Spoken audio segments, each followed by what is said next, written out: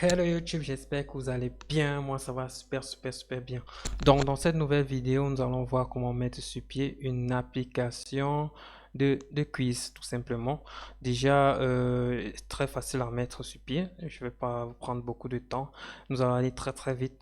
Et pour ceux qui sont nouveaux sur la chaîne, déjà, moi, c'est Brandon, développeur Futurfo depuis un bon bout de temps. Donc, n'oubliez pas de vous abonner, de liker, d'appuyer sur la cloche de notification et surtout de me contacter en cas de besoin de mes services. C'est parti. Nous allons directement créer notre projet. Je vais l'appeler quiz. Voilà. Ok. Et sur create. Et là, je fais un skip. Je pense qu'on n'en aura pas encore besoin. Je vais nommer la page comme d'hab. J'aime bien le faire. Allez, quiz. Voilà.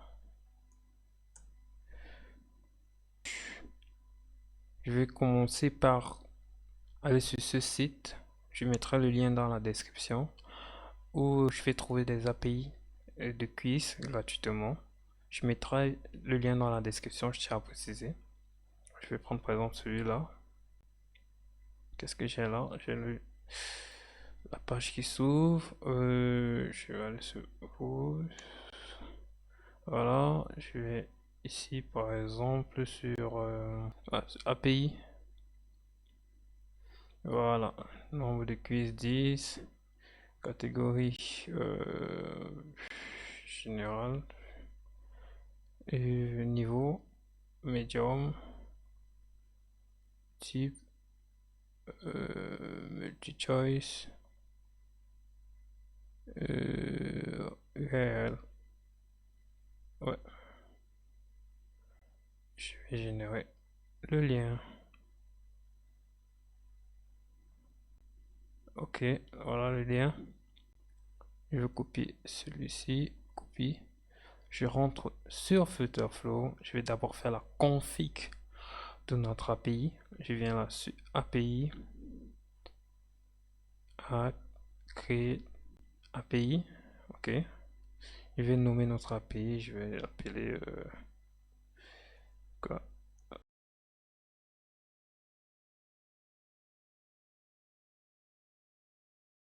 Un coller du lien. Voilà, super. On n'a pas besoin de clés pour ce lien, comme vous allez le constater, parce qu'il existe plusieurs API. Il y a les API qui viennent avec une clé et ceux-là sont généralement payants. Ceci pour le test, j'ai pris une API gratuite, bien évidemment. Allez, je vais tester tout. Nickel.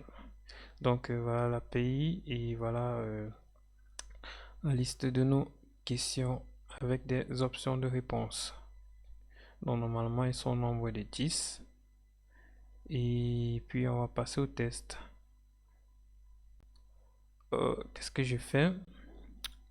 Je vais d'abord récupérer les champs qui me sont utiles. J'aurai besoin notamment du champ question que voici. Voilà, copier. Je viens là, deux points, CTRL V, CTRL V encore, question. Qu'est-ce que j'ai ici en résultat? J'ai la liste de nos questions que voici. Voilà. Ensuite, qu'est-ce que je fais? Je vais prendre Quote on-site. Ça sera très utile. Je fais la même chose. Deux points. Là, je suis en train de définir la route, hein. La route de notre API. Ce qu'on appelle généralement les paths. Voilà, JSON path. Je fais CTRL V. Ici, c'est le nom que j'attribue à ma route, à ma JSON path. Et si j'affiche, qu'est-ce que ça me donne comme résultat? Qu'est-ce qui aboutit à cette route-là? Il y a par exemple cette liste ici de correct on-site. Donc les 10 correct on-site de chaque question. Ensuite, qu'est-ce que je vais prendre par exemple un code en slide qui correspond généralement à des options de réponse que normalement je devrais combiner avec des codes en slide pour faire durer le suspense. Que notre élève, par exemple, arrive, il ait affaire à des questions et bien évidemment à des réponses, à la réponse dans ces questions-là. Et là, qu'est-ce que j'ai comme résultat à ma route?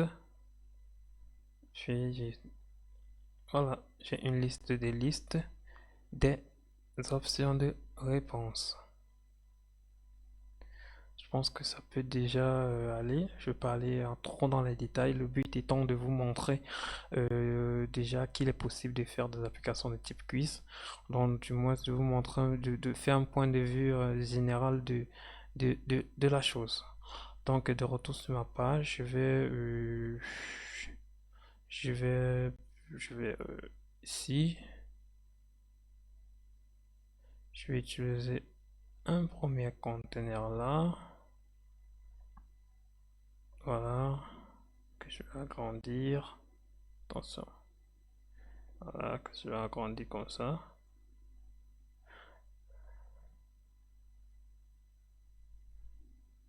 Voilà, je vais agrandir là. Ça va s'élargir. Je vais diminuer légèrement la hauteur à 50. Ouais, je vais mettre à 50. Et j'aimerais bien mettre un titre. Qu'est-ce que j'ai fait? J'aime bien travailler de ce secteur-ci. Je vais ajouter une row. Ensuite, un texte. Voilà, je centre tout.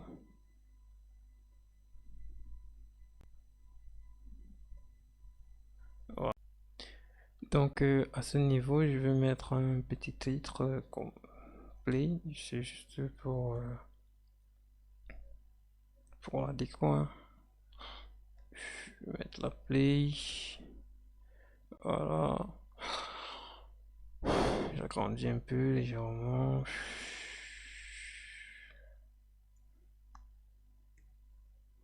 24. Ok. Bon, qu'est-ce que je fais ensuite?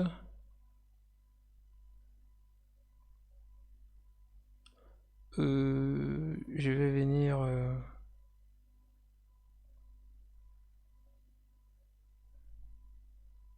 utiliser cet élément.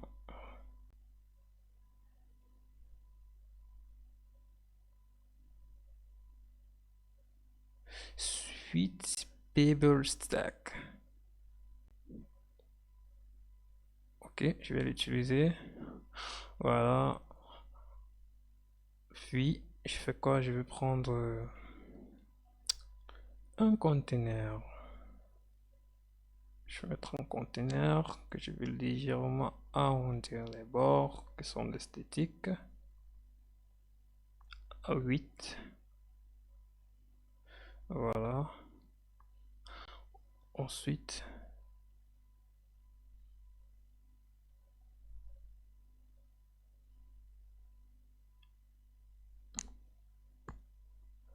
ensuite,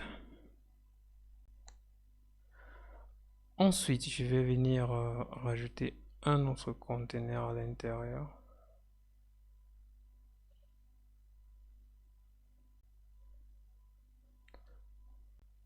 Voilà.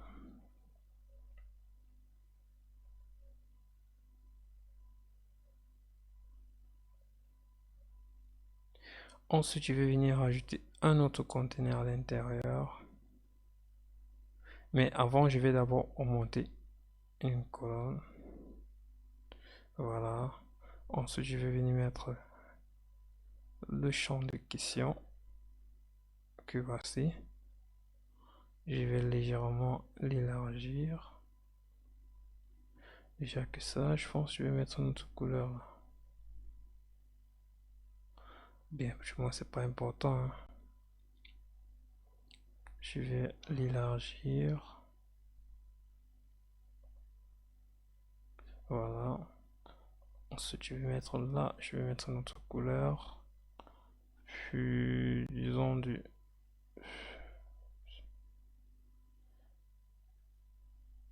je vais arrondir légèrement. Là, je vais mettre 16.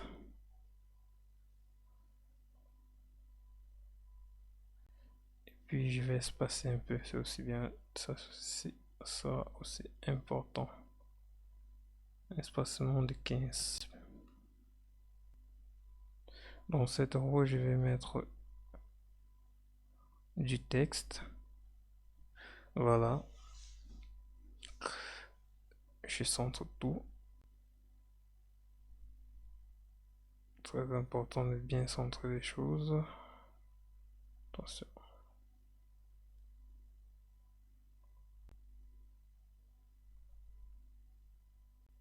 Ok. Et à plus bas, je vais utiliser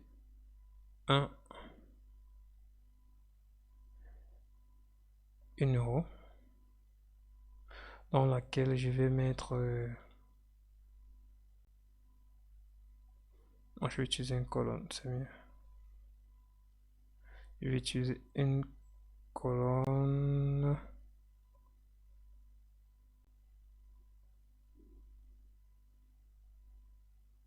Voilà. Dans laquelle je vais mettre mes boutons. Super. Ça sont mes options où je vais cliquer quoi, pour faire le choix. Puis là, qu'est-ce que je vais faire? Je vais élargir tout.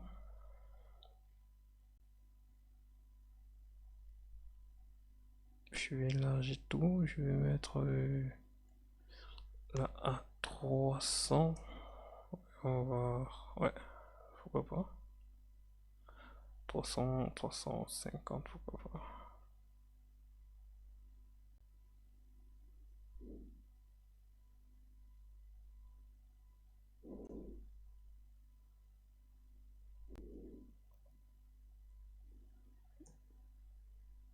350, voilà, non, 300.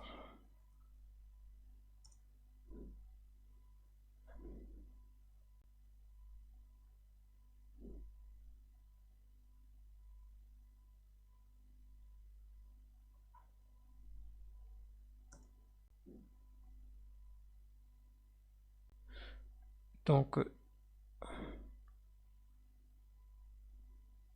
je vais mettre là 300.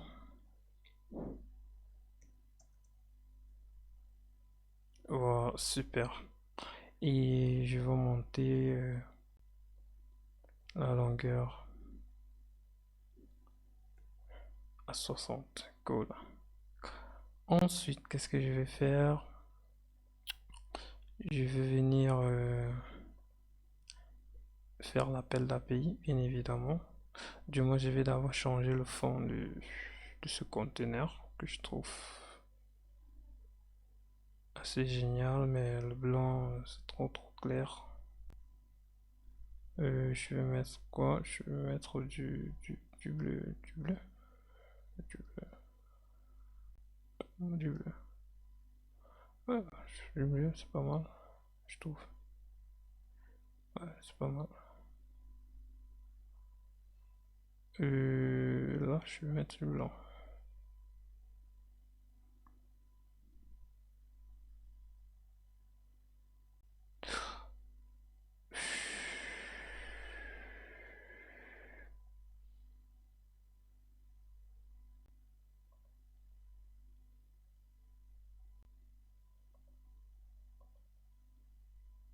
Voilà.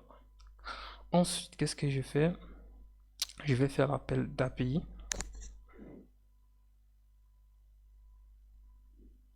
Je commence par là. Je vais me rendre ici. Backend query, query type, API call. Choisis le nom de mon API quiz que j'avais configuré tout à l'heure. Je confirme. Ok. Ensuite, qu'est-ce que je fais? Je vais faire une liste qui va parcourir tous les champs de notre réponse. Parce que notre réponse vient sous forme de liste. Du moins, je vais appeler cette liste et je vais parcourir chaque élément de cette liste. Donc, je vais l'appeler call one. Oui, call one. Call one. Ok. Et dans call one, je vais mettre quoi? Je vais mettre la réponse de notre appel. Et à ce niveau-là, qu'est-ce que je fais? Je parcours tout la réponse.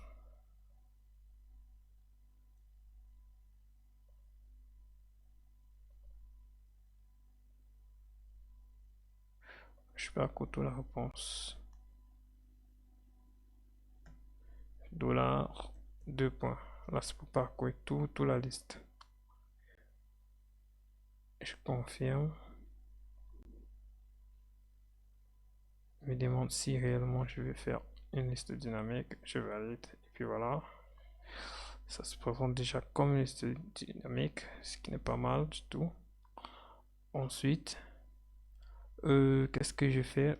Je vais me baser de la liste principale pour définir ces subordonnées. Donc, lorsque je parcours la liste principale, qu'est-ce que je fais? Je vais me positionner ici, voilà. Je vais faire même chose. Je vais l'appeler call to. Call to, ok. Qui aura pour but de soit parcourir call one, soit directement venir, voilà. Et choisir question, voilà. Je confirme et je confirme. Voilà. Il y aura des modifications à faire, mais on y reviendra. Je veux que vous voyez quels sont les problèmes et comment résoudre ces problèmes. Ok. D'accord. Qu'est-ce que j'ai fait? Je vais venir là. Je fais le même taf.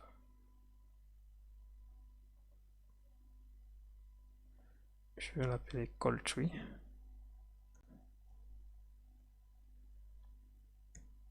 C'est juste pour l'exemple, hein, je vous conseille pas de nommer aussi légèrement vos routes. Call tree aura pour but de prendre par exemple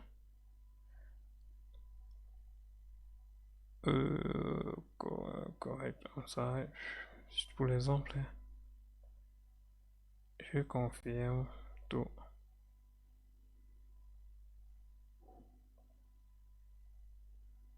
Et puis voilà. Là, je vais mettre un petit espacement devant.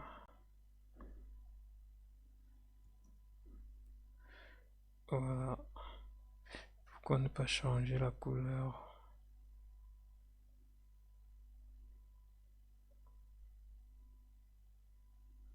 Je vais mettre en blanc.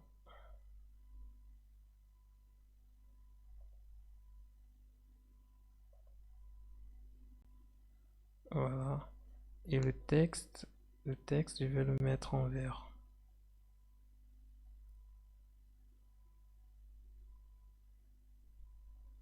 Euh, il est là. Je vais mettre en bleu, tant pour moi.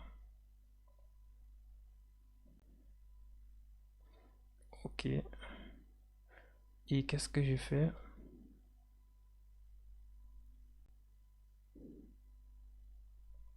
Je vais faire l'affichage de call tree en fonction du moins je vais afficher le contenu de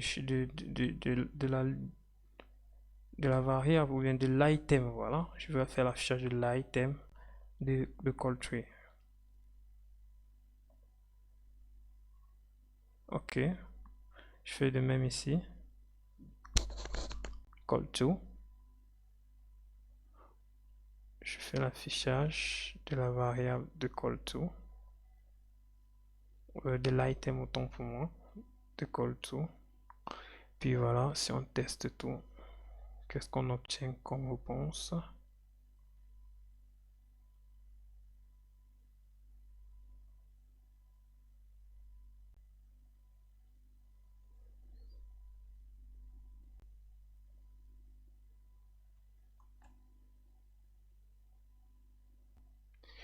Voilà, il s'ouvre. Et puis on a ça comme résultat qui n'est pas vraiment très agréable. Mais déjà, on a l'obtention d'une réponse qui n'est pas aussi mal. Et comme je vous ai précisé tout à l'heure, bon, je l'ai fait expressément hein, pour que vous voyez à quoi on serait rendu si on allait par la méthode classique de récupération de données de façon classique. Donc, ce qui s'est passé, c'est que dans les listes des listes, donc,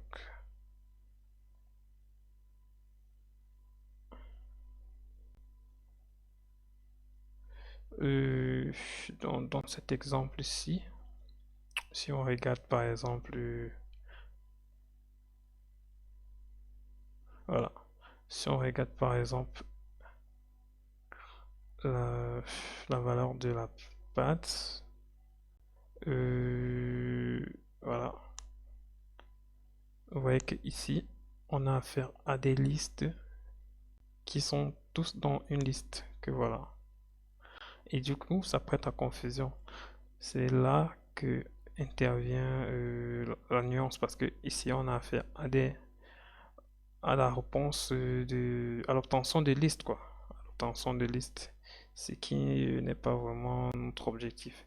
Et de même ici, on a quand même l'obtention de la réponse normale, mais sauf que c'est toutes les réponses qui sont revenues. Donc, qu'est-ce qu'on va faire pour arranger ça? Je vais vous expliquer en quelques minutes comment régler ce problème. Ensuite, qu'est-ce qu'on va faire? Tout d'abord, à ce niveau, on va faire un contrôle X comme ça.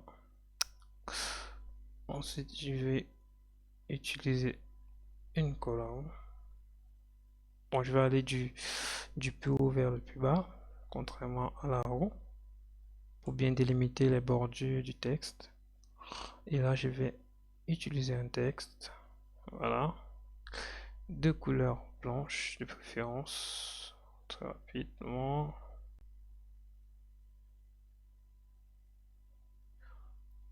Voilà. Ensuite, à ce texte, je vais délimiter légèrement rapidement aussi. 5 là, voilà, qui sont des statiques. Et j'ai fait un appel que je vais nommer call2 pour remplacer celui que j'ai effacé. Call2, voilà. À call2, je fais API réponse.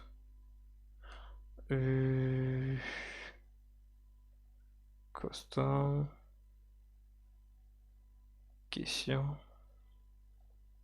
Je confirme. Je confirme encore. Tac. Ok. Même chose là. Call du item rapidement.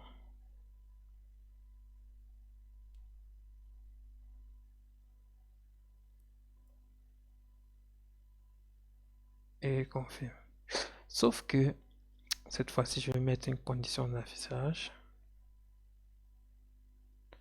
pour dire que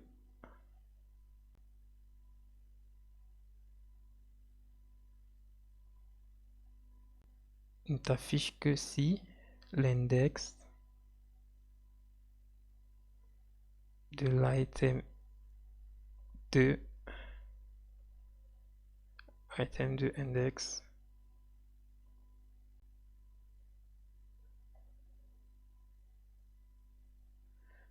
est égal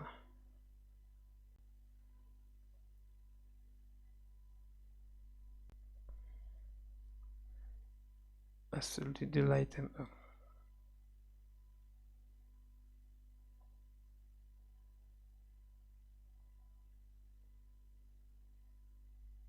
Index.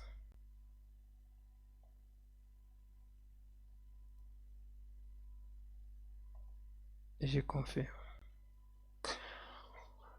Donc, je vais faire en sorte que ce qui va afficher dans ce champ-ci n'aura qu'un rapport avec le contenu de ce qui sera ici, du moins en fonction de la position. Si nous sommes au champ où il y a l'index numéro 1 de notre réponse, donc puisque notre réponse vient sous forme de liste, si nous sommes à l'index numéro 1, affiche les éléments de l'index numéro 1. Je vais faire le même taf ici en bas. Donc, je vais commencer par faire un copier. Voilà. Je vais supprimer ça, comme ça. Je vais venir là, utiliser une roue. Ensuite,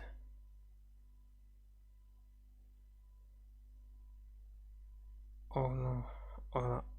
Je vais copier tout.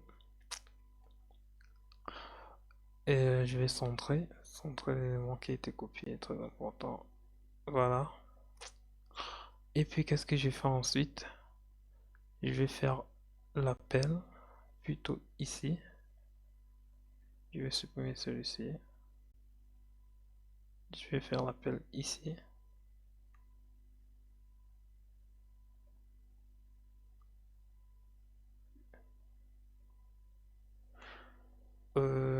Je vais l'appeler call 3. Voilà.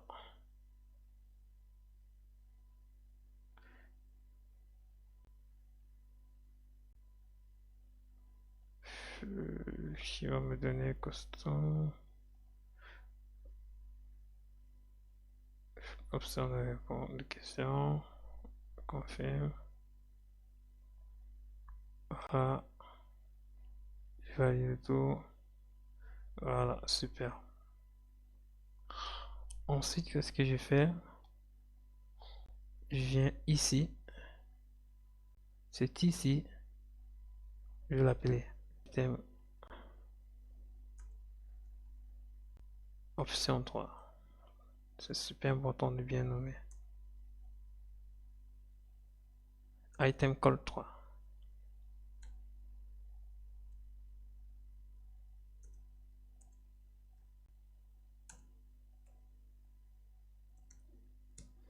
Super, super important de bien nommer. Ok. Ensuite, là, pour l'affichage, je vais venir ici, sélectionner item call 3. Item call 3, item. Ok. J'espère que vous comprenez quand même. Et puis voilà, hein. Je pense que déjà à ce niveau, ça pourra marcher. Sauf que non, je vais mettre une autre condition, la même que j'ai mis ici, qui se peut que, je viens là, je vais dire, je vais cocher là pour poser la condition d'affichage. Ensuite, ce que je vais faire, je vais poser la même condition que dans la première partie. Donc, précisément ici. Et puis, je vais dire quoi? Je vais dire que je vais ouvrir la condition. Que voilà. Ensuite, je viens là. Qu'est-ce que je vais dire? Voilà, j'ouvre là, condition. Je vais dire que affiche-toi sur l'item de col 3, item index. Je confirme, du col 3 est égal à celui du col 2. Pour être sûr qu'on a affaire aux questions de l'index 1 de notre réponse. Parce que n'oubliez pas, avec le désordre, généralement la réponse vient sous forme de liste ou bien de tableau. C'est même généralement sous forme de tableau. Ok, je confirme. Tac. Puis si on teste tout, qu'est-ce qu'on a?